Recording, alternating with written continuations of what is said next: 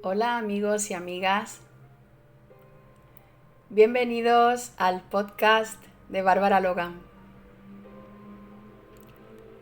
En el episodio de hoy vamos a tratar qué es el trastorno de la personalidad narcisista. Vamos a comenzar por una historia muy interesante. Es una historia mitológica denominada el mito de Narciso. Veréis, el mito de Narciso nos explica que Narciso era un joven muy apuesto y que despertaba toda la admiración de hombres y mujeres, con arrogancia e ignorando los encantos de las demás personas que estaban con él. La ninfa Eco se enamoró perdidamente de Narciso, pero Narciso la rechazó junto a otras mujeres.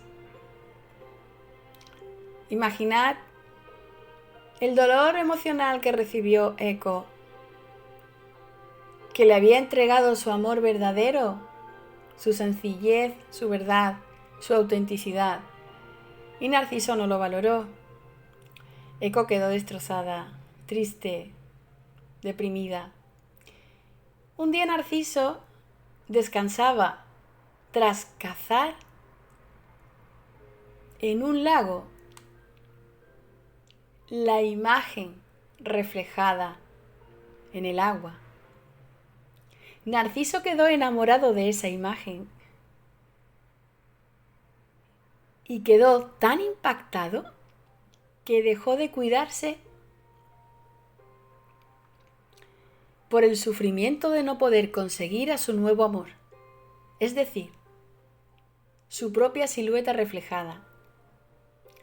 Cuando Narciso se acercaba, la imagen desaparecía, hasta obsesionarse consigo mismo. Narciso enloqueció y Eco seguía triste y entristecida por llorar sus propios lamentos. El mito de Narciso representa el amor propio y la autoadmiración. Pero en filosofía, psicología, literatura y arte representa lujuria exagerada, autopreocupación, vanagloria y adulación propia excesiva. ¿Qué es el origen? ¿Cuál es el origen del trastorno narcisista?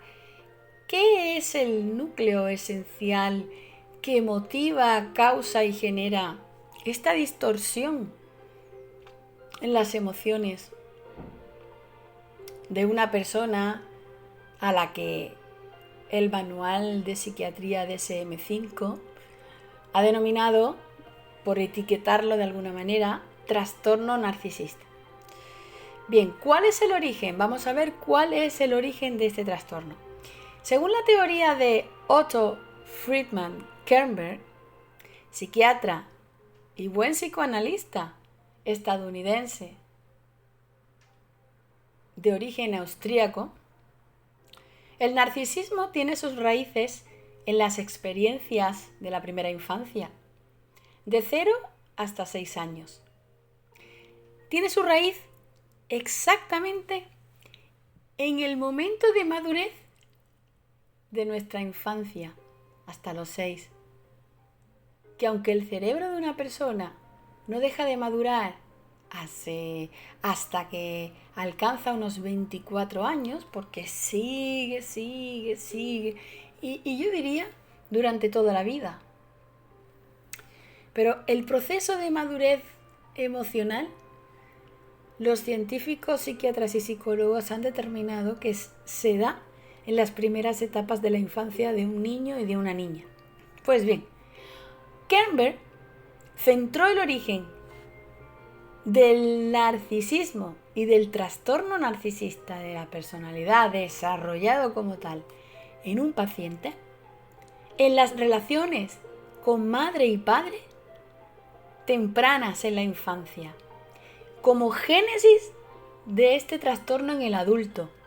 Fijaos qué importante es la crianza y el cuidado de un niño y de una niña en la edad infantil.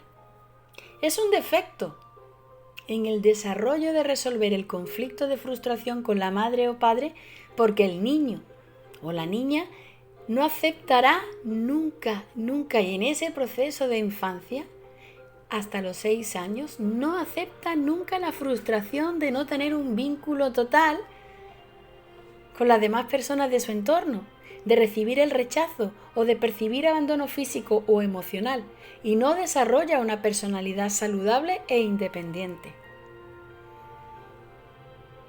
Son niños que manifiestan una necesidad de admiración y de atención excesivas, puesto que en su núcleo familiar, al no recibirla de manera segura, con un apego seguro, pues dicen, en términos coloquiales, bueno, nadie me quiere, pues ahora os vais a enterar.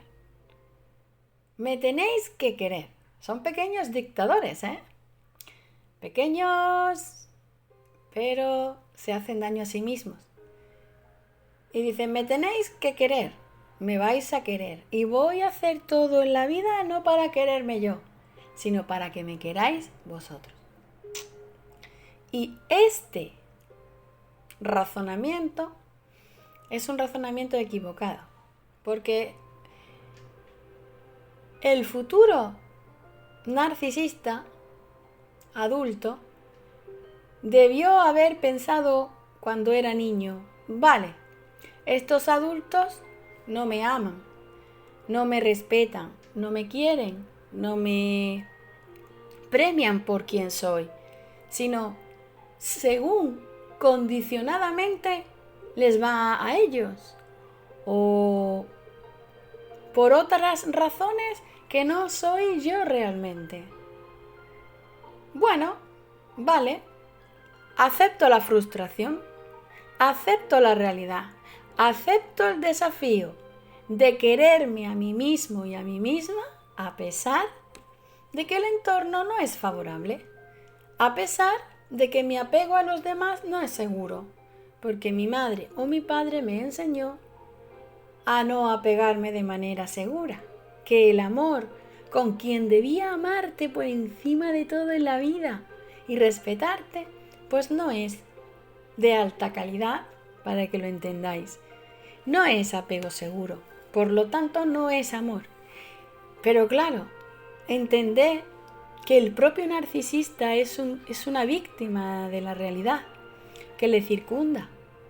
En sí mismo es una víctima, porque ¿quién a los 5 años es capaz de hacer ese ejercicio de madurez emocional para entender que los demás no nos tienen que querer, sino somos nosotros los que somos los responsables de nuestro amor propio?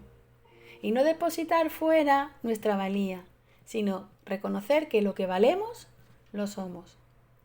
Y lo somos porque lo somos, en esencia. Y lo valemos porque lo somos en esencia. Bueno, es complicado. Encuentro que las personas necesitan desde pequeñitos ese apoyo, ese calor. Y las instituciones deberían poner muchísima atención en ello. Porque crean adultos desestructurados emocionalmente que causan un daño social irreparable, irrecuperable.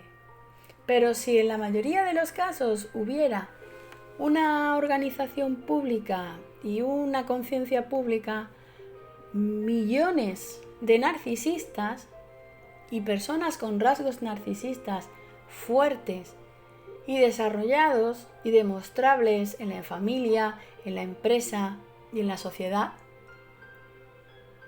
encontrarían la manera de erradicar el narcisismo.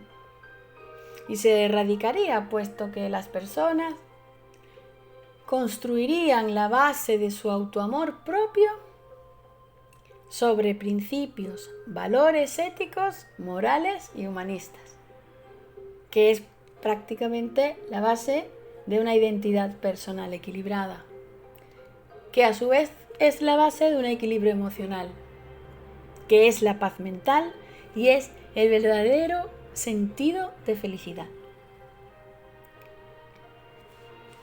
La identidad del niño se desarrolla y gana madurez a través, esto es muy importante, de la madre que le da aprobación y le permite mejorar e identificarse como un ejemplo válido de conducta para los demás. Esto es lo que se llama el refuerzo de mamá y el refuerzo de papá. Vemos que papá nos sonríe cuando estudiamos mucho. Vemos que mamá nos sonríe cuando hacemos un gesto bueno por el hermano o por la hermana. O vemos que mamá nos quiere y nos quiere por quien somos. Pues eso refuerza muchísimo la confianza de un niño. Te quiere no por lo que tú representas a mamá, sino por lo que tú representas en el mundo. La unicidad, el ser único, el ser tú mismo o tú misma.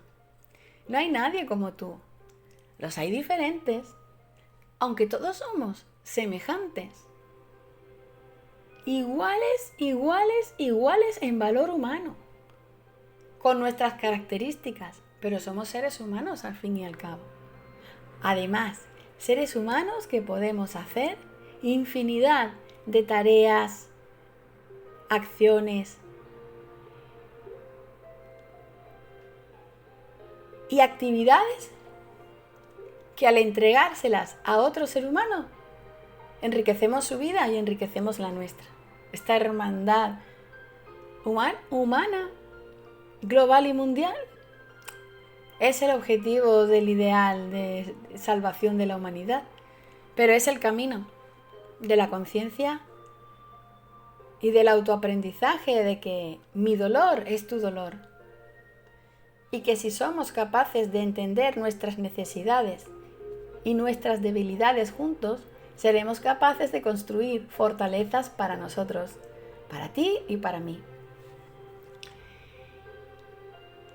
Entonces, retomando el tema de esta identidad del niño, que el niño va construyendo poquito a poco en esos 5 o 6 primeros años de vida, pues los dos factores fundamentales son la madre y toda su relación con la madre en casa, en la calle, que las madres dan aprobación y permiten ese espejo de reafirmación personal del niño y de la niña, y por otro lado de las interacciones con otras personas como padre, abuelos, tíos, cuidadores, maestros y profesores del colegio, del instituto y de la universidad o de donde esté, porque siempre estamos empapándonos de los demás, bebiendo emociones de los demás. Estamos vivos, estamos en pleno cambio. Vivimos en un universo, no os olvidéis. No estamos en medio de la nada solamente. Formamos parte de ella, en este caso. Y algo somos dentro de esta nada. Por lo tanto, hay que tener muy en cuenta nuestra conciencia personal. Nuestro valor, ese valor agregado que le damos al mundo en nuestra configuración propia y agradecer a la vida nuestra esencia y naturaleza única. Porque en realidad a quien le debemos nuestra vida es a la propia naturaleza, al propio universo. Los padres empáticos contribuyen al desarrollo saludable de la identidad completa del niño, en su emocionalidad honesta y en su madurez emocional. Son los padres los que, en origen, le dan ese calor a los hijos. El calor, el apego seguro. Los hijos de padres sanos dan un reflejo de persona que fomenta en el niño un sentido más realista del yo, de quién es, de cuáles son sus fortalezas y debilidades, y permiten que el niño tenga un autoconocimiento profundo y realista de sí mismo, Así es capaz de reconocer sus debilidades, sus fortalezas, las amenazas, todo lo que el entorno le impacta, pero también todo lo que es capaz de hacer por sí mismo, reforzado y premiado por los padres de manera positiva. Los padres también revelan las limitaciones que lleva el niño. Y también al mostrar las limitaciones y al poner límites, es posible lograr un ser humano completo con una imagen propia realista. Recordad que siempre digo que la realidad y el apego a los hechos es la mejor manera de mantener eso que llaman salud mental, que es un término muy genérico, que en realidad es salud emocional. Y la salud emocional siempre decimos que es el equilibrio emocional. Ni muchas emociones negativas, ni muchas emociones positivas.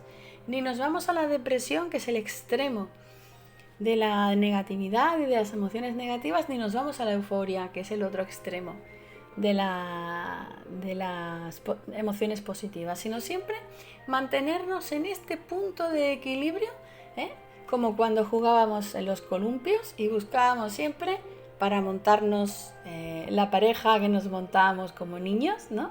Siempre el centro de punto de equilibrio para facilitar siempre un juego y riqueza de emociones variada. Y a ser posible, siempre equilibrada, porque es que el centro de la felicidad no es la emoción positiva, el centro de la felicidad es la emoción equilibrada. Por lo tanto, cuando los padres expresan las limitaciones que lleva el niño internaliza estas limitaciones, pues el niño asume una imagen realista de sí mismo, ya sabe quién es. Ya sabe que puede alcanzar, ya sabe que si se esfuerza es posible, que tiene fuerza, que tiene garra, que tiene ánimo, que puede hacer cosas, que tiene sus propias limitaciones, pero no importa, se esfuerza para superarse. Entonces los padres ayudan a fomentar el espíritu de superación en ese niño, pero de manera clara y realista. Es una autocompetición propia dentro de la calma y el bienestar emocional. Y entonces eso siempre refuerza tus propias fortalezas, ¿sí? No compites con el mundo, no compites con el resto de seres humanos. Estás tú en plena mejora continua. Y eso los niños pequeños que consiguen criarse en un entorno estructurado saben desarrollarlo y después entregarlo a los demás, a sus familias cuando son adultos, en general a toda su familia y a toda la gente a su alrededor, y llegan a ser inteligentes directivos de empresa, llegan a ser excelentes padres de familia, madres de familia, excelentes vecinos y personas que saben sacar lo mejor de las personas, orientados siempre al progreso y al futuro, siempre potenciando e impulsando lo mejor de la grandeza de las personas.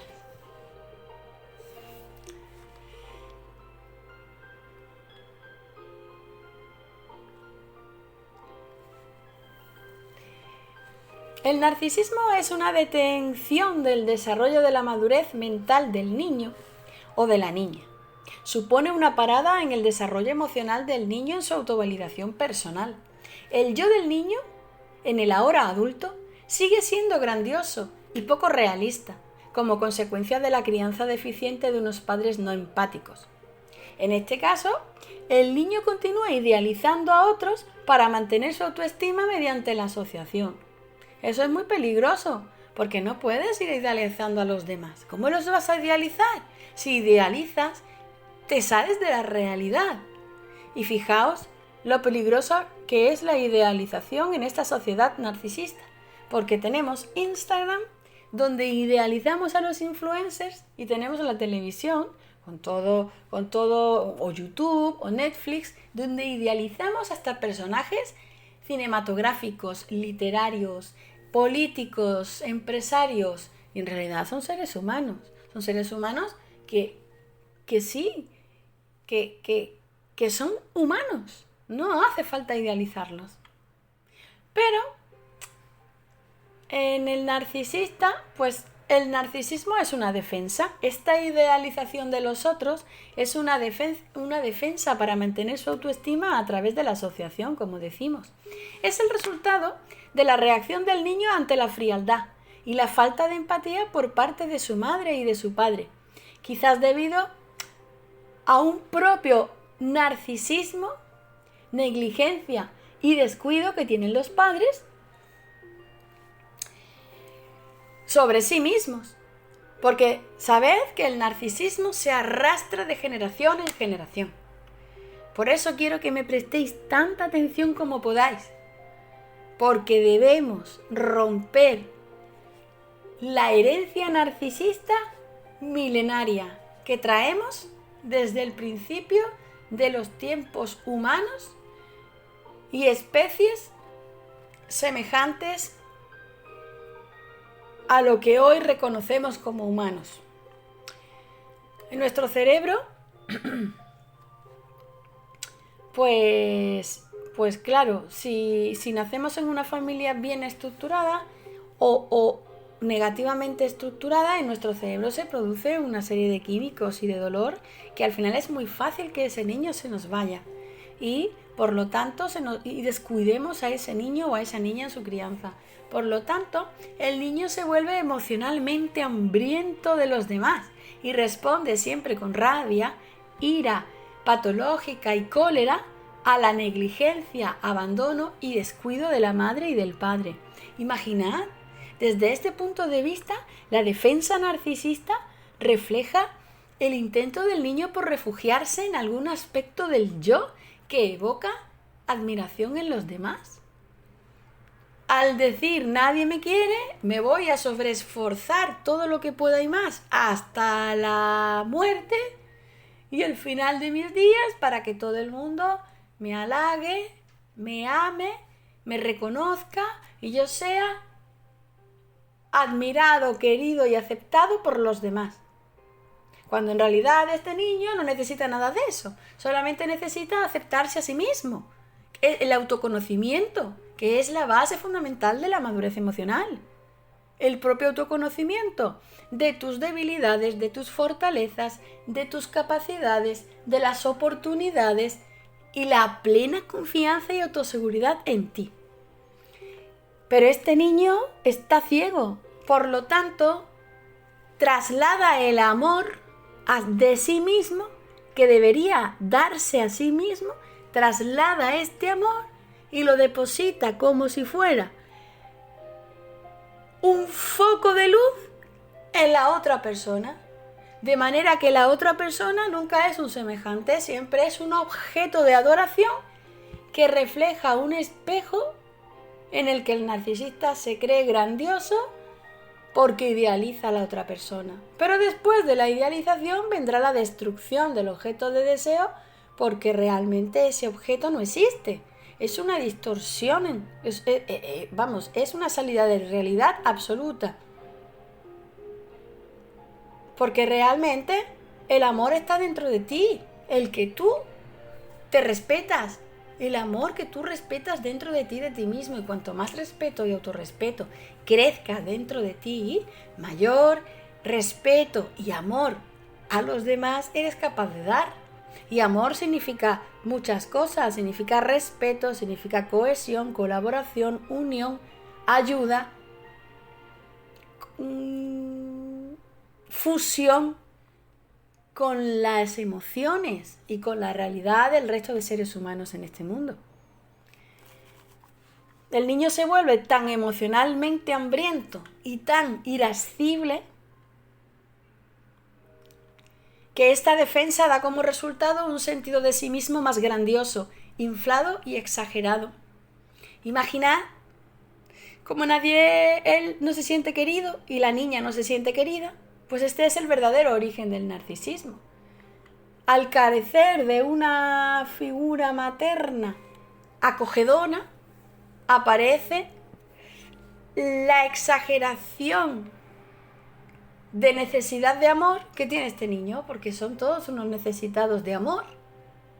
No son capaces de dárselo a sí mismos, no son capaces de estar solos, no son capaces de autorreflexionar y de entenderse a sí mismos y de entender que somos sociales en esta vida y que nuestro valor no nos lo da lo externo ni lo exterior, sino nuestro valor nos lo damos nosotros mismos en nuestra propia aceptación de nuestra naturaleza humana, emocional, intelectual y vital.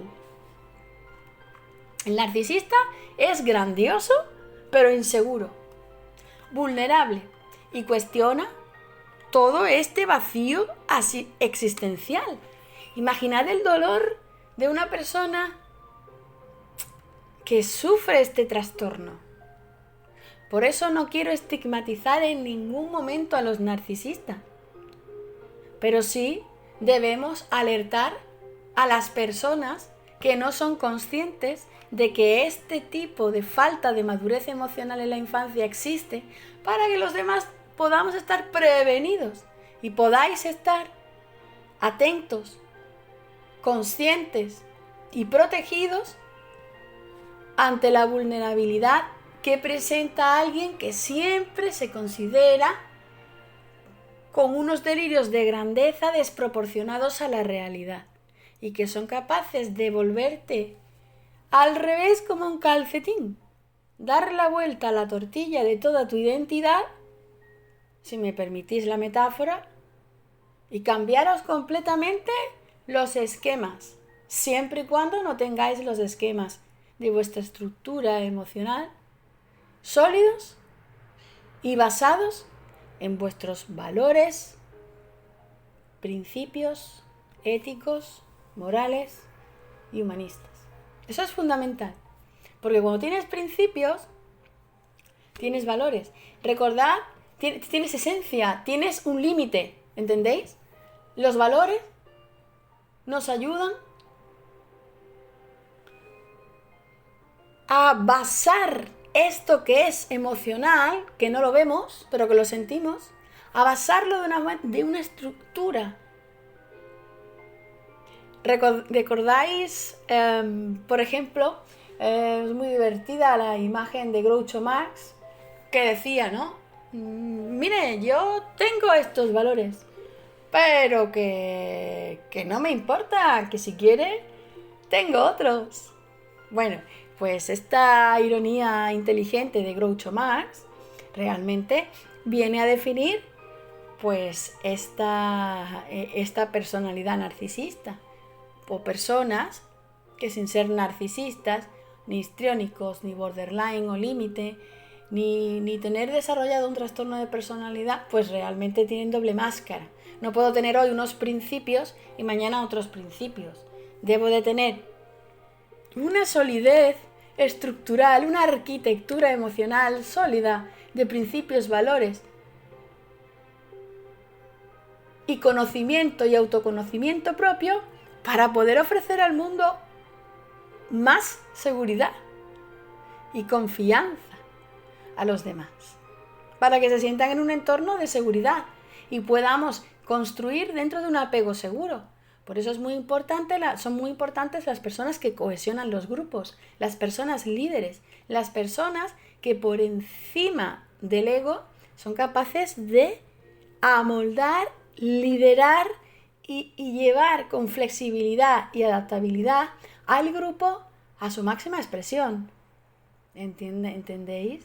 Es muy importante y normalmente estos líderes han logrado entender cuál es la base de la inteligencia emocional, que es este equilibrio emocional basado en la buena estructura de madurez de los niños en su entorno.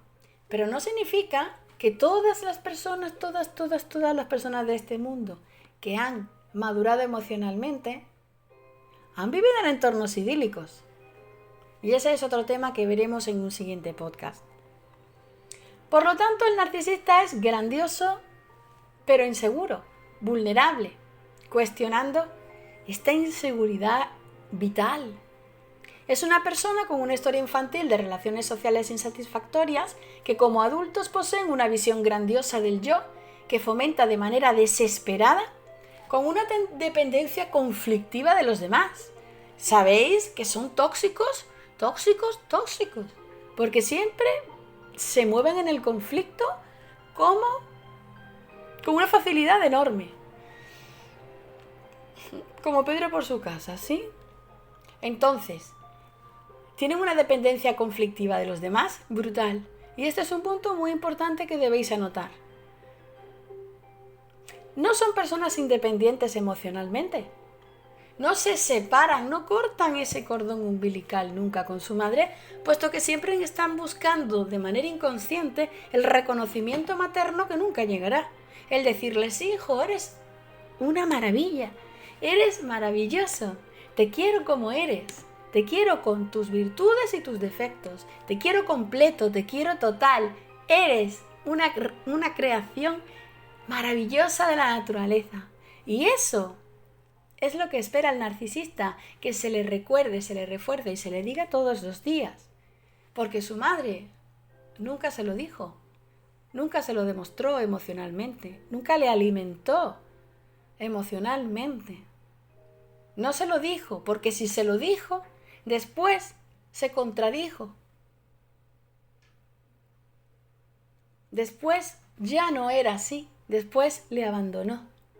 Por eso el narcisista lo que hace es un proceso siempre inacabado y circular, donde primero idealiza a la persona creyendo que eso es amor y después, tras la frustración de ver que la persona no es perfecta, que la otra persona no cumple los estándares de perfección tan altos que ellos mismos se han autoimpuesto y que quieren ver reflejado enfrente, pues abandonan a esa relación, esa persona, esa compañera, ese compañero y ese compromiso. Es decir, no son personas comprometidas hasta el final y luchan por la coherencia, la cohesión y la unión de la pareja. No. Luchan por la destrucción. No se proponen destruir. Simplemente destruyen.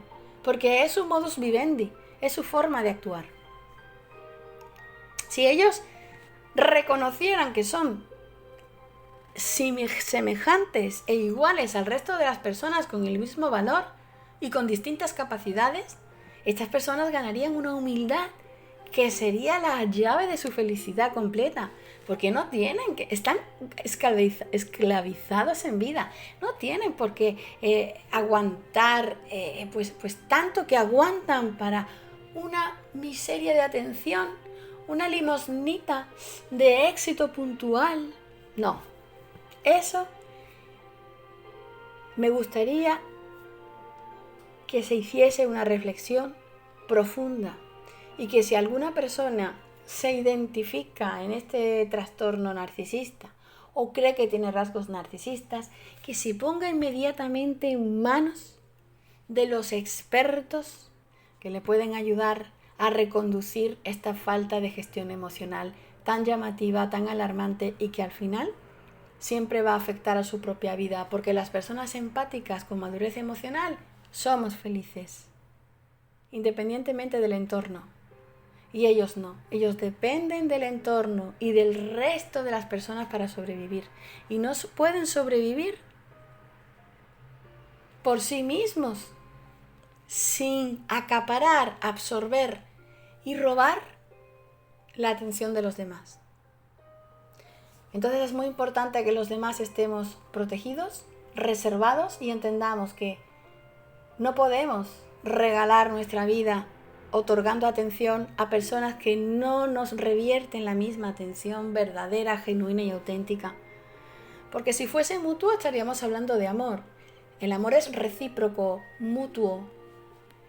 Es una retroalimentación constante, es una reevaluación constante. Cada mes una pareja debe de reevaluarse, debe de poner en valor lo bueno que tienen y lo conveniente a mejorar. Igual que una empresa, es igual una familia, es igual una pareja, en constante revisión para una mejora continua, porque todos vamos evolucionando.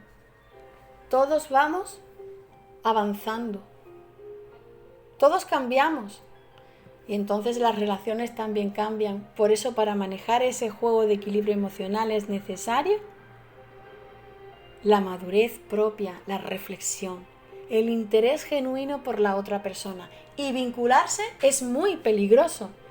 No hay nada más peligroso en esta vida que vincularse a otro ser humano, porque siempre cedes una parte de tu identidad, algo, siempre hay algo de ti que dejas en manos de un tercero, que es la relación. Entonces, siempre debe estar una relación equilibrada, a la par, compartida, y si no, no es una relación. Porque el amor es recíproco, es respeto, y por encima de todo es respeto a cada una de las partes de la relación, de la familia, del equipo. Por eso existen tantas empresas tóxicas donde existe un abuso de jerarquía por parte de, a lo mejor, compañeros de empresa o algunos jefes que de manera consciente o inconsciente pueden cometer errores a la hora de comunicar y dirigirse a sus empleados. Pues nos queda claro que al ser personas que no son independientes emocionalmente, pues el narcisista no nace, sino que se forma en un entorno familiar donde un niño no es validado. La madurez emocional del niño se detiene en su desarrollo y es un mecanismo de defensa. El narcisismo es un trastorno que se desarrolla en el seno de una familia disfuncional desestructurada y no se nace con ello por regla general. No obstante, que una persona haya sufrido en la infancia nunca justifica que pueda abusar de sus propios hijos, de sus hijas, que sea una madre depredadora, un padre abusador, una pareja discordante, una esposa malvada o un esposo cruel. De ahí la justificación de mi libro Narcisistas y de la serie Psicología de psicópatas y narcisistas que tenéis disponible en Amazon y de la que dejo en la descripción del comentario el link para que podáis acudir a Amazon y comprarlo. Os va a ayudar mucho, lo vais a tener como punto de apoyo para vuestra soledad, para vuestra reflexión. Podéis subrayarlo, sacar esas ideas jugosas más importantes que para vuestra vida os refuerce, os convenza, os calme, os haga entender y os cure esas heridas emocionales que están ahí. Por eso estás escuchando este podcast, porque duelen y porque quieres encontrar respuestas. Puedes regalárselo también a cualquier persona que conozcas, que creas que le puede abrir horizontes nuevos. Y lo más importante es que vas a encontrar respuestas muy duras. No me gustaría a mí tener que explicarte esto. No me gustaría, en absoluto. Y tendremos tiempo de hablar de felicidad, de emociones positivas, de emociones equilibradas, de estabilidad emocional. Pero ahora hemos empezado por el gran conflicto que en tu vida debes resolver. Alejarte de este tipo de personalidades tóxicas y, en segundo lugar, crecer y cuidar el corazón de tu autoestima, confianza y seguridad propia basado en tu refuerzo de valores, principios y capacidades y talentos y habilidades.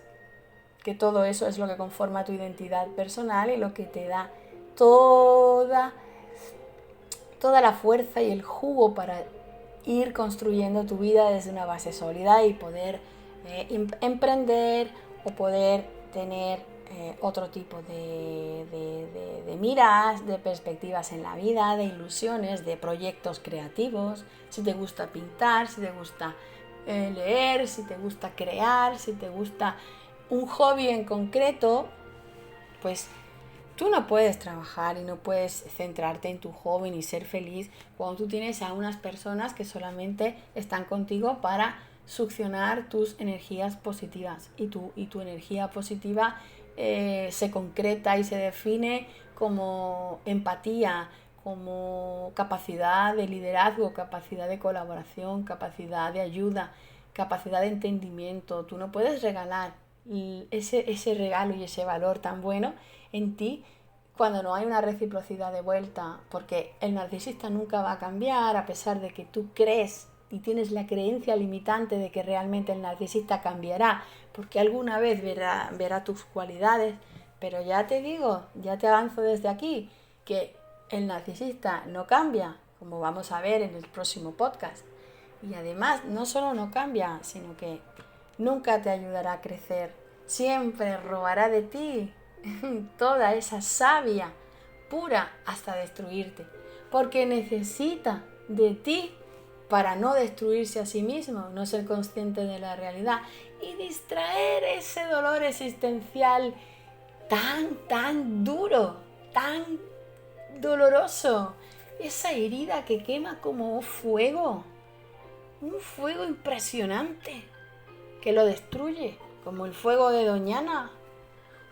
Es infernal lo que vive una persona narcisista, a pesar de que su máscara primera es de éxito y de logros.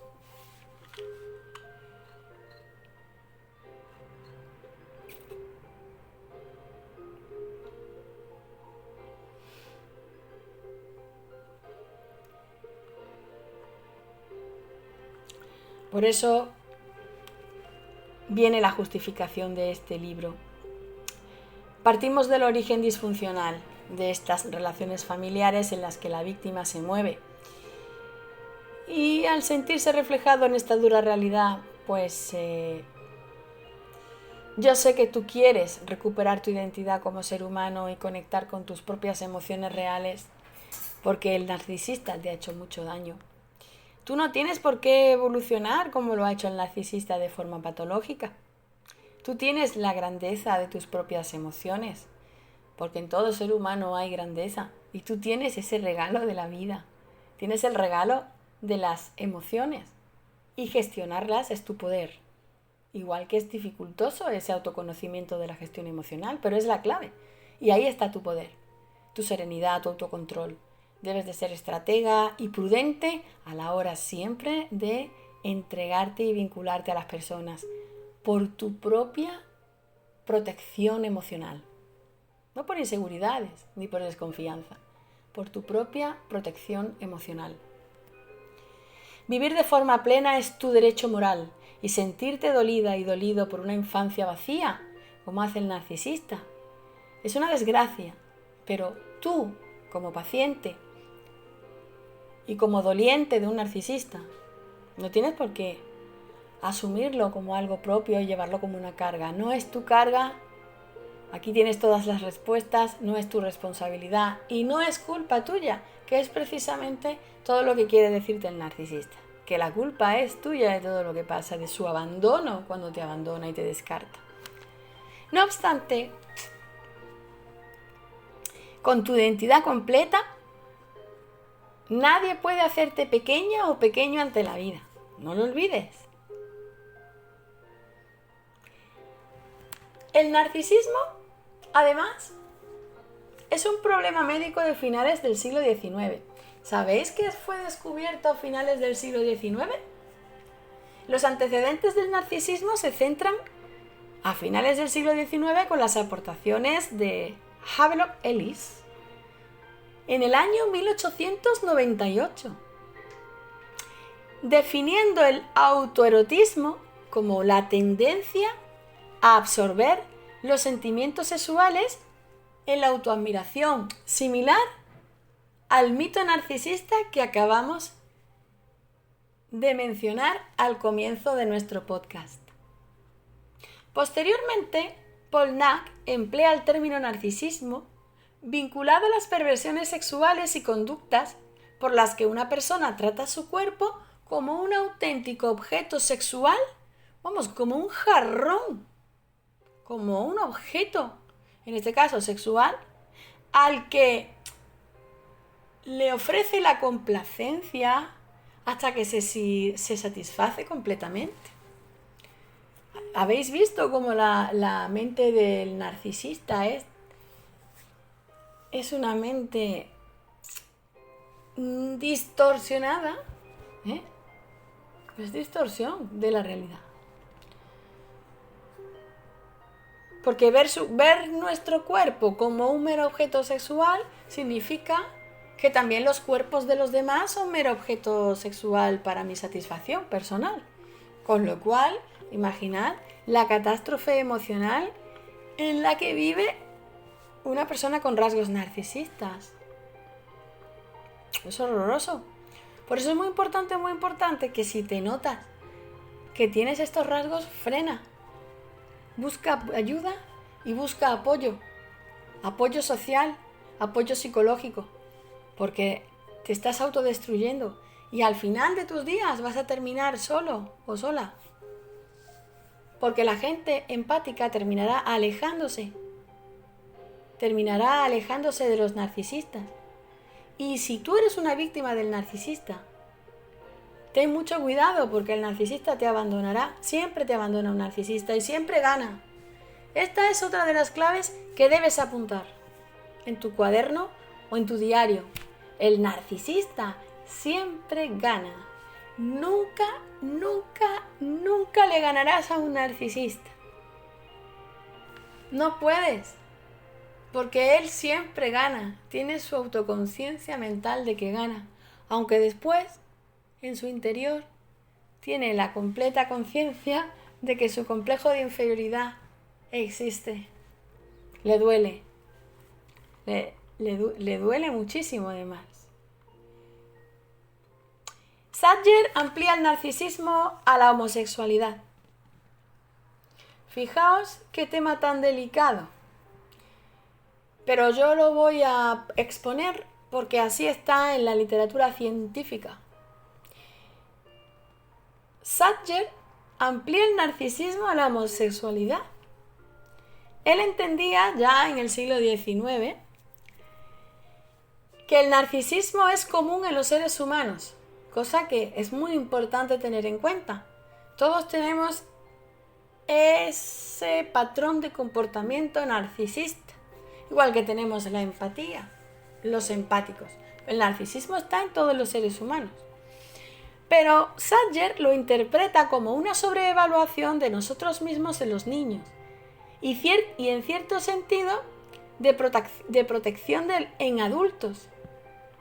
Es decir, que como nosotros nos sobreevaluamos, ¿sí? Los niños se sobreevalúan, pues como no le quieren sus padres y perciben que el entorno no les tiene en cuenta, se sobreevalúan y ya, bueno, se cierran a todo porque ellos se colocan los primeros en el podio para siempre.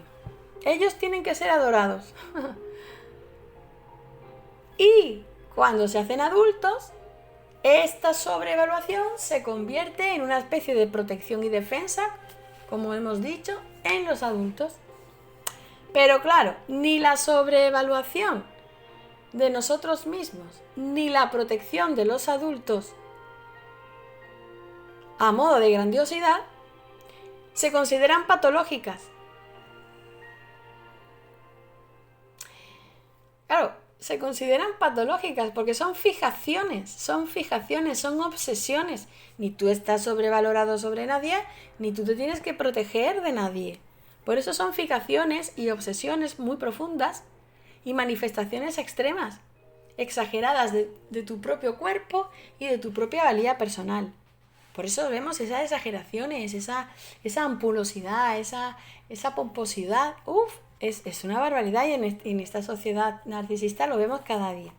No es criticable, pero sí es señalable. Para no repetir esos patrones y que cuando alguien haga esto con esta preponderancia, que sea pues en un teatro, pero no para dañar a otras personas o para hacer de menos a otras personas o para demostrar que son más que nosotros porque no lo son. Y su complejo de inferioridad siempre está ahí como una bandera roja y una alarma que dice blan, blan, blan. Cuidado, que no eres tan grandioso. Al fin y al cabo eres un niño inmaduro, que no maduró. Posteriormente, en 1910, Sigmund Freud habla del narcisismo como una fase también como una fase de la homosexualidad masculina. Ya tenemos a dos grandísimos científicos que nos confirman que el narcisismo y la homosexualidad van unidas. Y ya veréis que más adelante hay estudios muy formales de universidades y de psicólogos y de psiquiatras que se inclinan a vincular homosexualidad y narcisismo en el sentido de la falta de madurez emocional y por lo tanto necesitar un congénere igual del mismo sexo para autorreforzarse. Imaginad si mezclamos y argumentamos madre, padre, agresor, ¿no? Y descuidado o negligente o desestructurado, y después la búsqueda del equilibrio emocional en otro ser humano que es igual a nosotros pero que nos hace diferenciarnos del resto. No lo sé, lógicamente no lo sé. No puedo tocar estos temas tan delicados y tan respetables y yo pues no puedo más que leer hasta aquí. Pero sí debo decir que Sigmund Freud ya en el siglo XX, en el 1910, pues habla del narcisismo como esa fase de homosexualidad masculina y escribe en Introducción al narcisismo, una de sus obras más importantes. Os recomiendo que la leáis, aunque tiene una jerga y un punto de vista muy técnico, pero os la recomiendo. En el año 1914, pues nos describe que el narcisismo primario se considera parte del desarrollo y funcionamiento normal humano, que es por eso digo que existe y está confirmado que todos tenemos el narcisismo como protección personal propia de nuestro desarrollo humano, pero que está vinculado a una autopreservación personal lógica frente a la sociedad. Te proteges diciendo, no, mira, es que si no tuviéramos nada de narcisismo, pues claro, pues tampoco es normal, ¿no? Todo tiene que estar en su justo equilibrio. Y el narcisismo también. Por eso el narcisismo y el ego siempre tienen que estar con la rienda corta, ¿sí? No podemos dejar la rienda suelta del narcisismo, ni dejarnos llevar por toda la manipulación mediática, sino que tenemos que tener un criterio propio, un pensamiento crítico y siempre avalado por el equilibrio emocional. Claro, este narcisismo primario se contrapone al narcisismo secundario como desviación o perversión donde no existe la capacidad de amar a los demás y se desarrolla la megalomanía. ¿Habéis escuchado el término megalomanía? Aquella persona es un megalómano, ¿no? Quiere decir una persona con un autoconcepto exagerado de sí mismo. El narcisismo es un sentimiento de inferioridad y es un empobrecimiento del ego. Claro, eres pobre emocionalmente por dentro. Realmente tus emociones es que no están. Es que se han disparado. Es que si tú te amases, si la persona se amara, si este narcisista le cogiésemos y le dijésemos, anda, ven, va. Porque eso es lo que hay que hacer, acoger al narcisista. Pero como no cambian, pues es muy complicado el tratamiento. Así lo sostiene la doctora Ratmani de la Universidad de California. Allí que ella misma dice en inglés, ¿no? Siempre nos dice, no. Estas personas no cambian. Estas personas no cambiarán nunca. Así que lo que hay que hacer es apartarse en tu gestión emocional. Tú puedes seguir charlando con ella, aunque yo recomiendo que si es pareja o es familia, por favor, lejos. lejos porque te va a consumir tiempo de oro, tiempo de calidad que tú necesitas aportarlo a tu círculo de bienestar personal, a tu consejo de sabios, como dice el doctor Iñaki Piñuel, ¿no? Tienes que rodearte de personas que realmente sean personas vitamina, como nos dice Marian Rojas Estapé. Es decir, cuidar tanto tu entorno como tu propio jardín y dejar que las malas hierbas crezcan a su ancha y en su límite.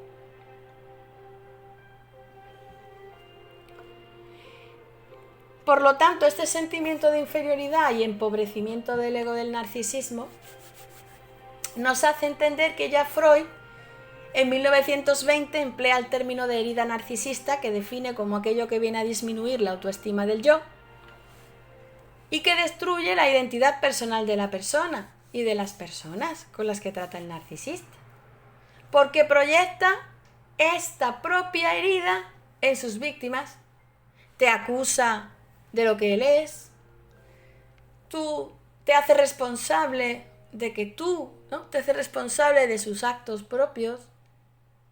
Si esta persona ha cometido un acto aberrante,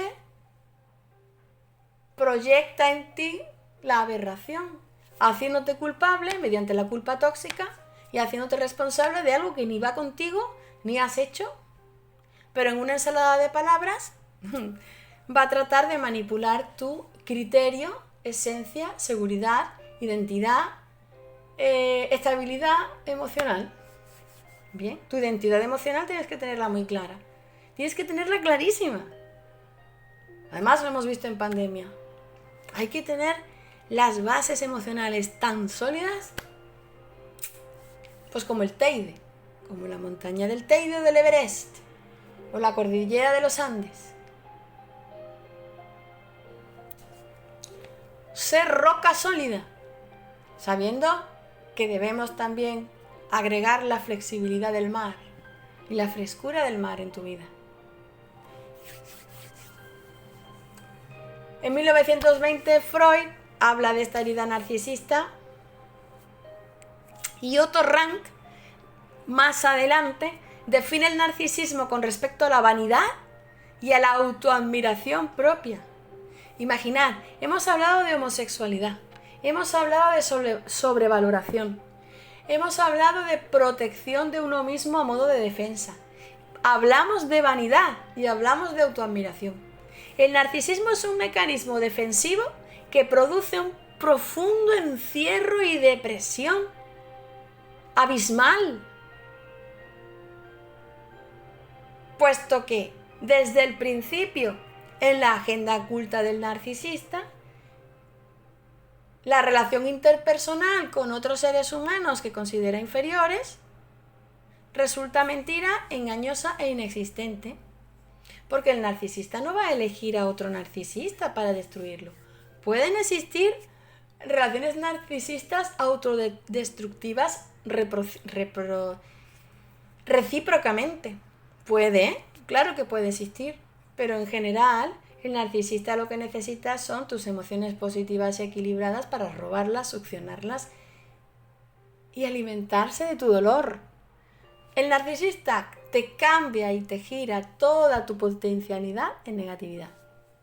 Por lo tanto, cuando veas una persona que está desbalanceando tu emoción, tu gestión emocional, tu equilibrio emocional, levanta una bandera roja sin obsesionarte, simplemente di, ese comportamiento es tóxico. Ya te enseñaré en este podcast en una de las siguientes temporadas, porque la segunda temporada, ya te la adelanto, será un podcast monográfico sobre narcisistas,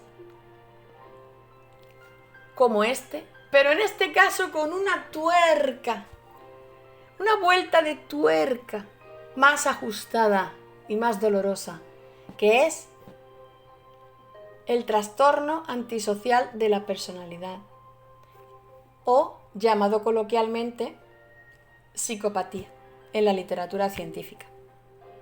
Nuestra segunda temporada la dedicaremos a desarrollar desde su origen y comportamiento el trastorno antisocial de la personalidad, que tiene como base todo este desarrollo del trastorno narcisista de la personalidad que hablamos en esta primera temporada del podcast de Bárbara Logan. Entonces, Karen Horney, una vez que también se basa en esos descubrimientos de Otto Rank y del psiquiatra Otto Rank y de Freud, pues ella propone que hay una autoestima saludable y una vanidad patológica, al hilo de Otto Rank. Claro, porque la vanidad, ¿cuándo es positiva la vanidad y cuándo es negativa la vanidad? ¿Dónde están los límites de un concepto abstracto como la vanidad? Pues muy simple. Existe la diferencia entre una autoestima saludable y una vanidad patológica no realista, que es un sustituto de la autoestima socavada. Al no tener verdadera autoestima, el narcisista, no amarse, no respetarse a sí mismo y depender a modo de drogadicción de las emociones ajenas de los demás, pues se instaura una vanidad patológica, megalómana, no realista. Y volvemos al punto que hemos hablado anteriormente de que ajustarse a los hechos y la realidad es salud mental.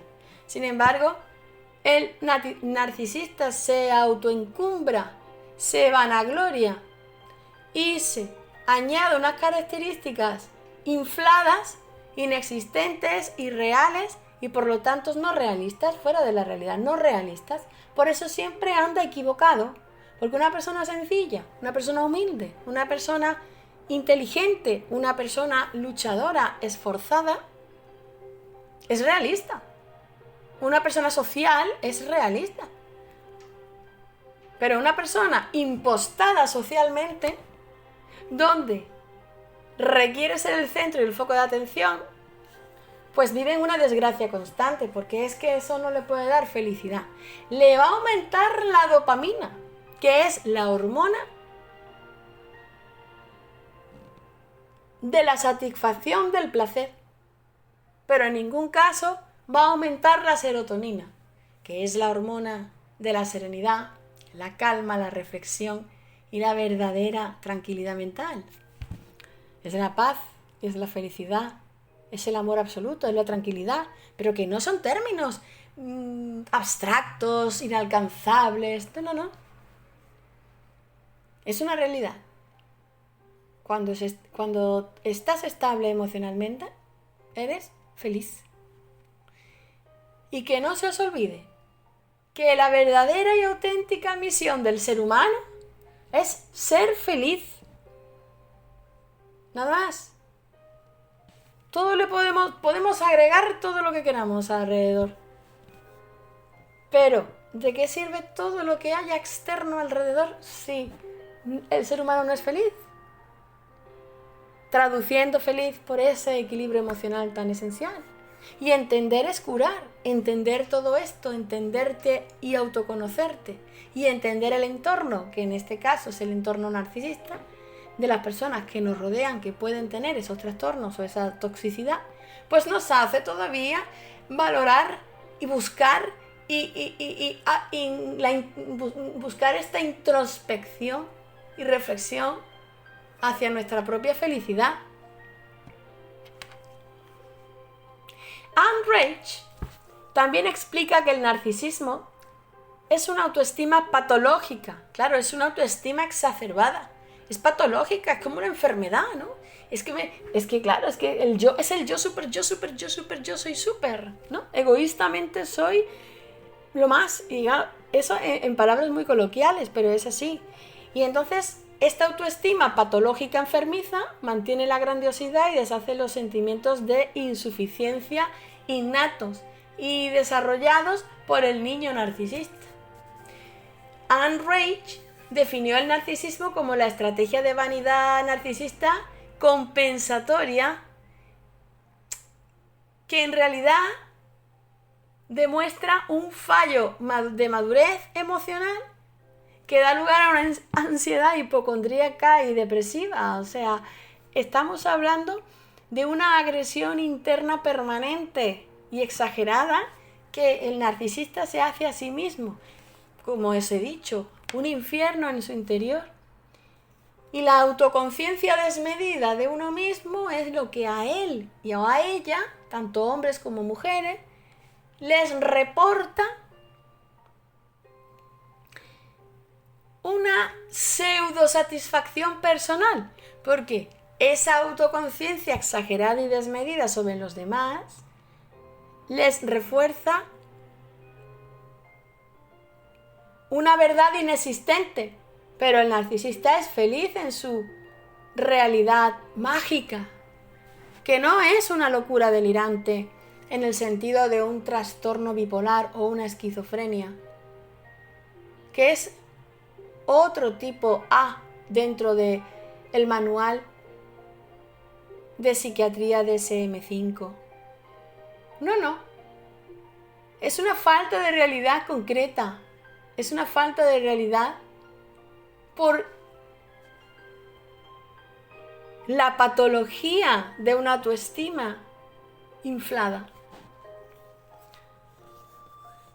La agresión interna y excesiva y la autoconciencia desmedida le conduce a la dependencia de la aprobación externa de los demás, que contribuyen a estos fallos de autorregulación emocional. Si os dais cuenta, la madurez emocional de un narcisista está siempre en constante fallo, una y otra vez, desde que es un niño, es que no le han amado. Entonces, ¿cómo va a amar a los demás? Es imposible, no ha recibido amor. Amor genuino, ha recibido reconocimiento algunas veces. Entonces él o ella han identificado que el amor es un reconocimiento temporal. Por lo tanto, necesitan llenar ese vacío de desamor interno con el reconocimiento personal impulsivo y compulsivo una y otra vez. Sin valorarse a sí mismos y decir, basta, así soy yo no necesito llamar la atención y vivir condenado a llamar la atención hasta que envejezca y muera. Imaginad la esclavitud tan dura de estas personas, y cada vez son más en el mundo. Por eso quiero abrir los ojos y sobre todo tomar conciencia de que estas personas también son seres humanos y también sufren. Lo que no podemos hacer es decir que todo el mundo es maravilloso, porque todo el mundo es perfecto, porque tampoco sería ajustarnos a la realidad. Ahora, si se ponen los mecanismos de prevención y contención de este tipo de colectivos, como se está haciendo, pero no de manera tan desarrollada, pero que viene en auge en estos momentos, pues ganaremos mucho como sociedad, porque no estigmatizaremos el trastorno narcisista o los trastornos mentales y de salud mental, integraremos como buenos empáticos a estas personas, pero también deberemos de poner unos límites, unos muros de contención claros para que estas personas no depreden emocionalmente a víctimas que no tienen ni idea, porque tú con 5, 6 o 10 años o 15 años en el colegio si te hacen bullying, o en una universidad o en un trabajo si te hacen mobbing. No hay necesidad, ¿verdad? Ya la vida lleva, ya la vida es socialmente, nos desafía como para que en ese desafío tan bello y tan importante que es la vida y que nos reta, pues tengamos que llevar el lastre y el peso de personas que tiran de nosotros hasta nuestra destrucción y que no nos impulsan, sino que nos restan. Andrew Green sostuvo que el narcisismo y el narcisista pues es una persona lastimada y carenciada. La decepción de no haber sido amados por su madre les lleva a amarse a sí mismos por hipercompensación. Y esta persona pues busca a través de otros objetos de amor, que son las otras personas, o drogas, alcohol, apuestas en el juego, sexo, Pues compensar el déficit ocasionado por la fallida relación entre madre e hijo, o cuidadora y niño. Kohut explica la falta de regulación de la autoestima del narcisista, y en el año 72 se centró y se focalizó aportando a toda la investigación de sobrevaloración y de vanidad y de autoestima patológica. Él aportó el concepto de ira narcisista. Fijaos, cuando alguien explote de ira, tenéis que saber muy bien si es un enfado puntual de una vez al año o es un enfado cada día conflictivo, manteniendo el conflicto y navegando en el conflicto como pez en el agua. Recordad algo muy importante como consejo. Cuando hay un conflicto y hay una desunión y hay un problema, si notáis que con esta persona en concreto que tenéis en mente, que sabéis que es narcisista y conflictiva en vuestra casa, en vuestra familia y en vuestro entorno y en vuestro grupo social y en vuestras clases y en vuestras másteres, programas, grupos sociales y trabajos y parejas, si encontráis esto, estáis en un auténtico peligro. Si encontráis a alguien que siempre os pone un conflicto, ¿no? Y estáis o vamos a hablar de un conflicto concreto, un desencuentro, y no pone los medios para solucionarlo, y te das cuenta que se reitera el conflicto, se reitera el conflicto, se reitera el conflicto, y es feliz en el conflicto, y siempre te encuentras, no sabes por qué, en conflicto, te garantizo que esa persona tiene rasgos narcisistas. Acabas de dar con la clave y te acabas de convertir en un selector de narcisismo brutal. Porque cuando un ser humano se esfuerza por no dañar a otro ser humano, es maravilloso. Si una vez que ha hecho daño es capaz de reconvertir esa situación dañina y de aportar verdaderamente valor y solución al daño, entonces no estamos hablando de narcisismo. Entonces estamos hablando de una capacidad de inteligencia emocional muy satisfactoria y decente que hace crecer la relación, porque todos podemos fallar, por supuesto.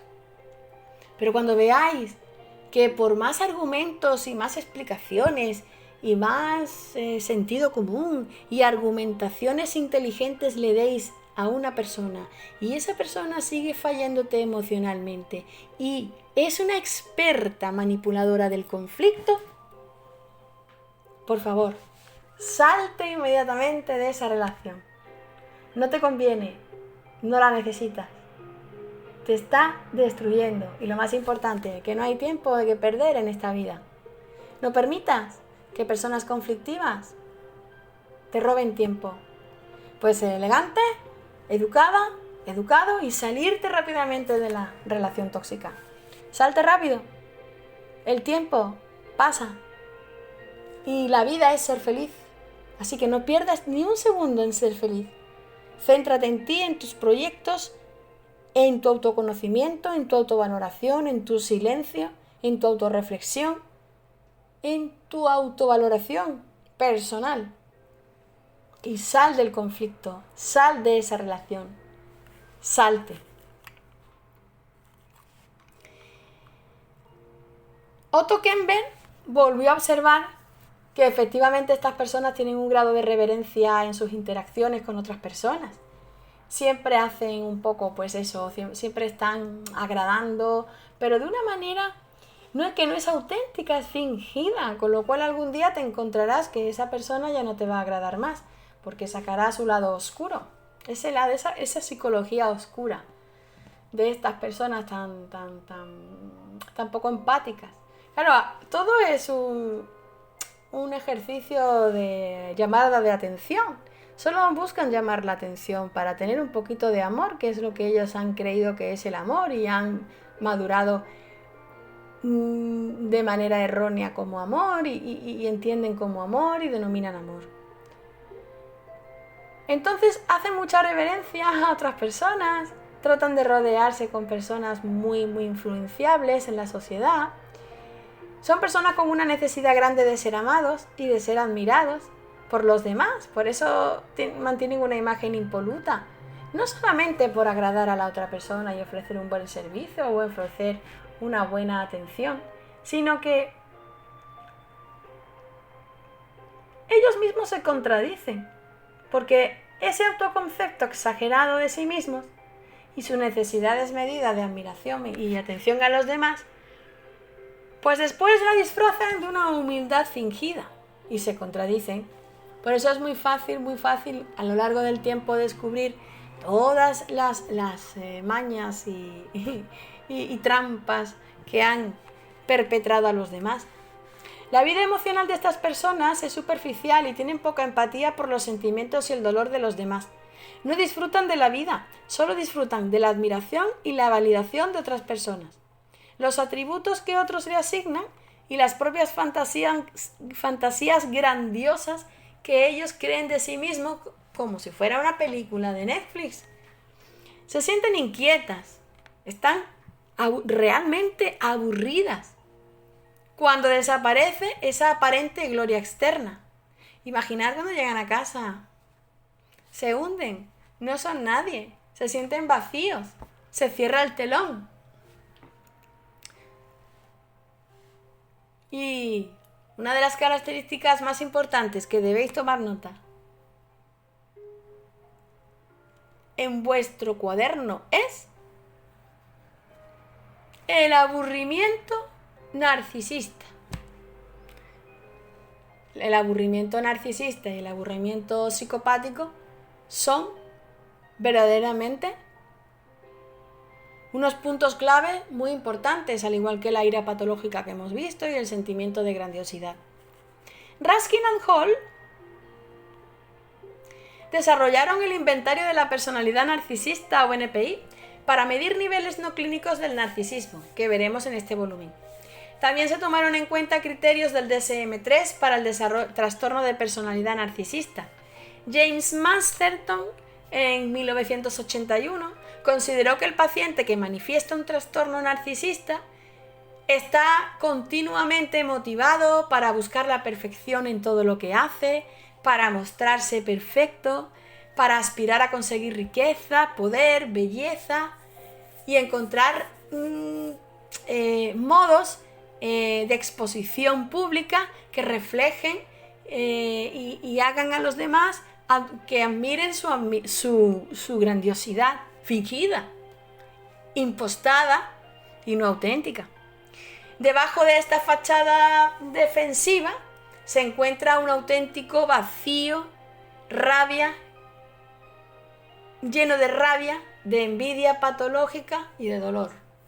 Por eso, cuando veáis personas envidiosas, cuando detectéis, que os enseñaré a cómo detectar la envidia, con unos puntos muy claros y muy sencillos en los próximos podcasts, por favor, no hay que inmutarse ni hay que enfadarse, que también es otro de los puntos muy importantes a tratar y que veremos. No, simplemente como cuando vamos por la autovía y cambiamos de carril, con la misma naturalidad que nos cambiamos al carril izquierdo, sacamos intermitente, miramos que no venga nadie y cambiamos el carril. Con esta misma inteligencia emocional vamos a conseguir que salgas del abuso emocional, la dependencia emocional y la manipulación de narcisistas, psicópatas y personas tóxicas. El psiquiatra Alberto Higuer describe el perverso narcisista con su poder manipulador. Los perversos narcisistas son personas que, bajo la influencia de su grandioso yo, crean un vínculo con otra persona, arremetiendo contra la integridad narcisista del otro para desarmarlo. Imaginad, el narcisista ataca el amor propio del otro, la confianza en sí mismo, la autoestima y la creencia de la otra persona, desestabilizándola. Posteriormente, la psiquiatra y doctora Elsa Roninstam escribe una guía para identificar a hombres y mujeres narcisistas con trastorno narcisista de la personalidad, denominada Identifying and Understanding the Narcissistic Personality. Alan Rappaport desvela la palabra conarcisista para referirse a la manera en que los hijos se adaptan a los padres narcisistas. Esto es muy importante porque hablaremos en los próximos podcasts del conarcisismo. La persona conarcisista, curiosamente, es una persona dependiente que busca y trabaja y se concentra y se ejerce personalmente para complacer a los demás. Y entonces siempre son las típicas personas que siempre están preocupados por cómo piensan los demás, cómo sienten los demás y si además han dado buena imagen para conseguir también sus fines, porque llevan también un interés propio en las relaciones interpersonales, no son relaciones interpersonales desprendidas. A estas personas conarcisistas pues podemos ver que son depresivos, ansiosos y no suelen reconocer bien sus puntos de vista ni asumir el autoconocimiento de sus propios problemas interpersonales. Claro, en sus intentos fallidos de llevarse bien con los padres, entonces no tienen mucho autocriterio propio. Y ahí ya podríamos hablar de un amplio espectro de otros trastornos, ¿no? Pero sin llegar a ser trastornos clínicos, hay personas que es que no se llevan bien ni consigo mismos, ¿no? Y entonces les cuesta mucho. Entonces, para no dedicarse mucho tiempo a sí mismos, pues van tapando los vacíos de su vida, apegándose a los narcisistas también. De manera que siempre están atentos, que el narcisista pues les valide. Con lo cual es una relación de simbiosis y de comunión propia. Por eso el narcisista nunca está solo. Piensa solo, pero siempre tiene los llamados monos voladores, que tanto se ha hablado, que habla tanto Hugo Marietán como Iñaki Piñuel, ¿no? Que son esas personas que realmente no conectan consigo mismo y consigo mismos y con sus emociones, y entonces, sobre todo mujeres, y entonces se dedican a ser, pues eso, satélites alrededor del narcisista. Y cuando el narcisista te tome a ti como chivo expiatorio, entonces el narcisista desplegará la manipulación emocional que ha ejercido en este tipo de narcisistas, acompañantes y cómplices inconscientes, que por su necesidad de cubrir sus propios vacíos halagan al narcisista, y será este ejército el que el narcisista lanzará sobre ti como auténticas víboras para destruirte, y él siempre o ella siempre mantener una imagen de grandiosidad y poder intachable.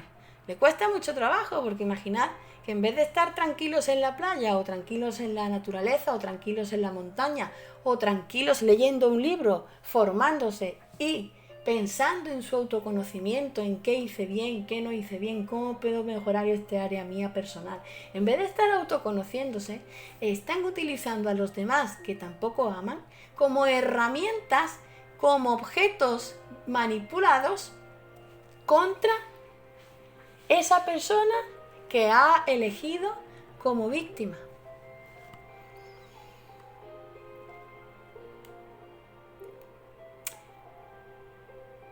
Finalmente, Canonville explica el síndrome de la víctima narcisista como ese conjunto de secuelas que sufren esas, entre comillas, víctimas del abuso narcisista. A mí personalmente no me gusta llamar víctima a la víctima del abuso narcisista, y me lo escucharéis decir en varias ocasiones, porque victimizar, no podemos victimizar a alguien que tiene tanta valía de gestión emocional y tan buena persona, ¿no? Y tan buena gente. Entonces, Pero es verdad que hay un verdugo y hay una víctima. Por no saber parar a tiempo y ponerle límites al narcisista. Por entender que todo el mundo es bueno desde una manera ingenua. Pero las personas víctimas del narcisista no son ingenuos en absoluto.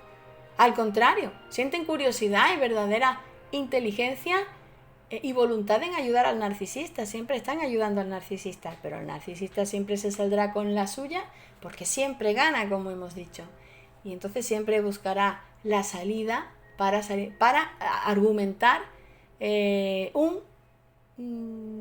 una victoria a favor en cada momento en que se encuentra con un empático de estas características, que en vez de ponerle freno y pie en pared, le sigue ese juego encubierto, de manera inconsciente. Nadie quiere en absoluto seguirle un juego a un narcisista. Mejor no seguirlo. Lo más inteligente es apartarte y no participar bajo ningún concepto en ningún juego de relaciones tóxicas, relaciones interpersonales, parejas, no. Y mucho menos en el trabajo. Entonces, vamos a hablar ahora de la inclusión del trastorno narcisista de la personalidad en el DSM-3 de 1980. Al hilo del origen del trastorno narcisista que hemos explicado a lo largo de la historia, ahora vamos a centrarnos ya en este siglo XX, en el que en el 1980 ya incluyen en el DSM-5 el Manual de Diagnóstico Estadístico y Estadístico de Trastornos Mentales. Ya en el 3 admiten este trastorno con una serie de pautas y características muy bien definidas, publicado por la Asociación Estadounidense de Psiquiatría. Vamos a ver cuáles son las características fijadas por la Asociación Estadounidense de Psiquiatría para un narcisista. Quiero que penséis y visualicéis a una persona en vuestro entorno que tenga dichas características y veréis qué fácil es reconocerlas. Primero, un patrón general de grandiosidad en la imaginación o en el comportamiento. Una necesidad de admiración y una falta de empatía que empiezan al principio de la edad adulta y que se dan en diversos contextos, como lo siguiente. Sentido grandioso de su propia importancia. Se considera especial y único. Requiere excesiva admiración. Tiene un sentido exagerado y no equitativo de sus propios derechos. Piensa que los demás le deben todo. Es muy pretencioso, con irrazonables expectativas de un trato de favor diferente. En sus relaciones interpersonales y familiares es explotador. Siempre se aprovecha de los demás para conseguir sus propios fines. Es como una serpiente suave, suave, suave, hasta que te muerde. Pretende tu aceptación automática de los deseos. Carece de empatía y es reacio a reconocer o identificar las necesidades y sentimientos de otras personas. Es frecuentemente envidioso de los demás y cree en su delirio personal que los demás le tenemos envidia. Por lo tanto, pueden llegar a devaluar a otra persona que recibe felicitación externa, porque ellos se sienten muy, muy, muy dolidos cuando una persona que ellos quieren destruir, porque tiene tanta capacidad, cuando es valorada por otras personas. ¡Buah! Esa es una de las claves que puedes hacerle mucho daño al narcisista, con las que puedes jugar. Es decir, seguir con tu vida, ser muy feliz, salirte de su órbita de toxicidad y además obtener el reconocimiento público real y auténtico por tu trabajo, por tus valores personales, por tu simpatía, por tu alegría, por tu responsabilidad, por ser un buen compañero de trabajo, por tener una excelente ejecución de trabajo en la empresa, por ser un buen vecino, por ser una buena vecina y por ser una persona íntegra en la sociedad, que colabora con lo que es, con lo que tiene, con sus defectos y virtudes. Y finalmente, el narcisista tiene un comportamiento arrogante permanente, altivo y prepotente. Y no va a dejar en absoluto que otras personas ocupen su rango de rey, porque ellos se consideran el rey. Por lo tanto, y en conclusión, y ya para acabar este podcast de hoy, resumirte lo más importante. Debes de tener en cuenta la sobrevaloración de una persona cuando la conozcas. No dejarte idealizar, ni idealizar tampoco a otra persona, porque lo más importante es aferrarse a los hechos de la realidad. Autoprotegerte, pero no de una manera exagerada como hace el narcisista, que es una protección patológica. La autoestima patológica del narcisista no es una autoestima real, es un ego inflado. La ira narcisista es una realidad. ¿Es posible que narcisismo y homosexualidad vayan unidos? Porque hay homosexuales que tampoco son felices, por lo tanto ahí debe existir esta permanente falta de gestión emocional, que es lo que les haría ser felices, no buscar en un conjunto homosexual su felicidad y en un entorno homosexual, sino de autoaceptación plena, independientemente de lo sexual. Pero ya os digo que este es un tema muy delicado y del que yo no puedo aportar más datos, solamente puedo exponerlo. Y definitivamente la envidia y la carencia de empatía como ejes fundamentales básicos que hemos visto en el podcast de hoy, para decir que la tergiversación del narcisista pues es justo lo contrario de lo que es un equilibrio emocional normal y natural en las personas. Hoy nos queda claro que el narcisismo es una falta absoluta de amor propio.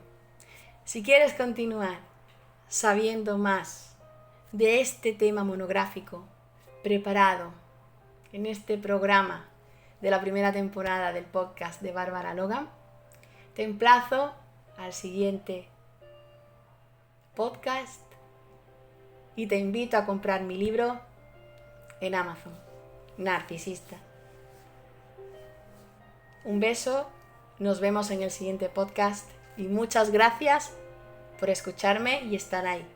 Un abrazo muy fuerte, se os quiere mucho, os quiero, Bárbara Logan.